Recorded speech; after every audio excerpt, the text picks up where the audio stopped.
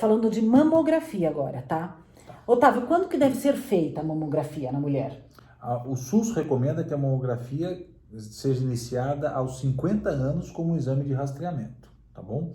Se possível, começar aos 40, mas com as peculiaridades que a gente sabe que aos 40 anos a mama pode ser muito densa e não necessariamente é o exame ideal, tá? Mas para fins de rastreamento, a recomendação hoje formal é que seja feita aos 50 anos em todas as mulheres, independente de sintomas. Anualmente? Isso, exame de rastreamento não exige sintoma, tá? Nós estamos rastreando doenças para um diagnóstico precoce antes que os sintomas apareçam, entendeu? Perfeito. E quem pode fazer a mamografia? Existe alguma restrição? Não, todas as mulheres podem, claro, existem restrições talvez de mobilidade, algumas pacientes com alguns problemas físicos, mas não há uma contraindicação formal ao exame de radiografia. Não é um exame que exige contraste, não é um exame que é considerado invasivo, tá? É um exame radiológico de avaliação do tecido mamário. Tá.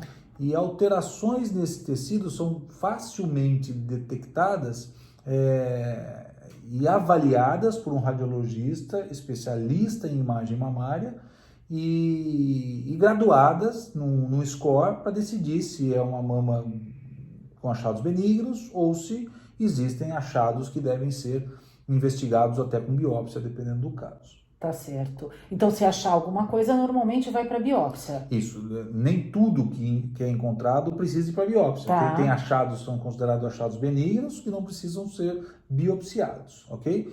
Achados suspeitos devem ser biopsiados para o diagnóstico histológico, né? E não radiológico. Porque a mamografia, como eu disse, é um exame de rastreamento.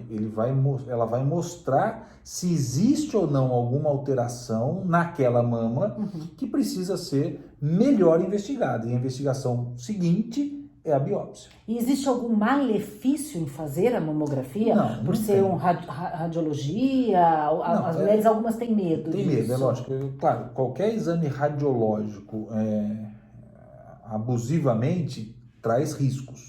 Mas a mamografia, a cada 6 meses em alguns casos, ou anualmente, não é para trazer risco algum. Então, isso é um mito que também não pode ser propagado. Tem muitas mulheres que mandaram perguntas que ainda não fizeram a mamografia, porque não tem idade para isso ainda, mas existe amigas, mães, que falam que é um exame muito chato, que dói.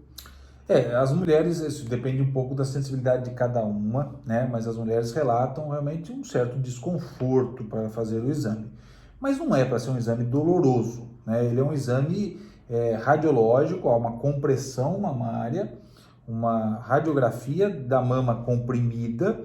Isso exige, obviamente, uma aparelhagem que vai trazer um desconforto para a mulher. Mas longe de dizer que é um exame que causa dores, tá? Ou causa algo que seja inviável a realização dele. Perfeito. Tá? Muito difícil. Tá. E existe algum preparo para fazer essa mamografia? Nenhum preparo, assim, como eu disse, não é um exame que tenha contraste, não é um exame que precisa de jejum, né? Então é um exame radiológico, estático, feito facilmente hoje. Tem até o grupo de Barretos, né, fez um caminhão do rastreamento, que eles levam o mamógrafo nas comunidades. E aí chega lá e faz. E aí o paciente passa por ali.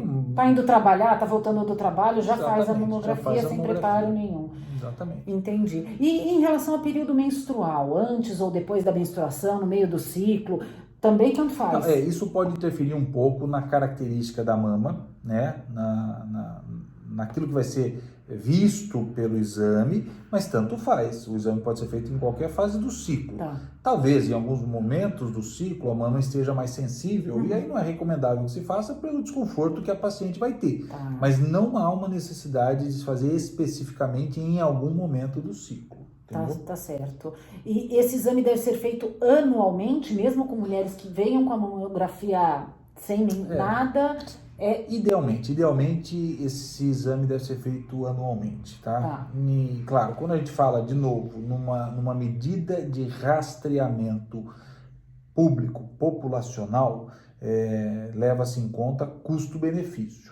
Então, em algumas situações, a gente pode dizer até que bianualmente. Então, uma mamografia a cada 2 anos. Mas, preferencialmente, o exame tem que ser uma vez por ano. E sempre no mesmo período? Sim, sempre no mesmo ideal período. Não adianta fazer em novembro e depois em fevereiro. Não. Espera até outubro, novembro do próximo ano. Tem situações em que o exame sugere que o controle seja feito mais precocemente. Tá? Aí esse controle pode ser feito geralmente em 6 meses, quando ela detecta algumas alterações indeterminadas, e um novo controle no intervalo mais curto vai ajudar na investigação. Tá. E qual a diferença da mamografia para a ultrassonografia? A mamografia é um exame radiológico, né? E a ultrassonografia é um exame ecográfico, é um exame com um transdutor que avalia a mama por ondas sonoras. Então são exames diferentes. São exames diferentes, muitas vezes eles são feitos em conjunto. Isso parece aumentar, sim, a sensibilidade, a acurácia, vamos falar assim, do exame para detectar lesões, mas do ponto de vista, como eu tenho dito, populacional, o exame de rastreamento mesmo é a mamografia. Tá? Mas em mamas densas, mulheres jovens, 40, 30 anos, os 2 exames podem ser feitos em conjunto. E às vezes sai um laudo só. Entendeu? Às vezes faz no mesmo laboratório e... faz na mesma clínica, e eles fazem o laudo conjugado. Laudo único. Um laudo conjugado. Entendi.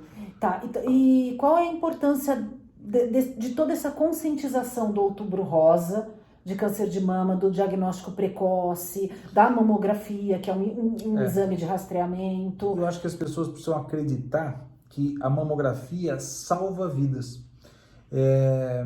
Tá aí a importância do Outubro Rosa, entendeu? Então, o diagnóstico precoce é o que faz com que a paciente seja diagnosticada com uma doença ainda curável.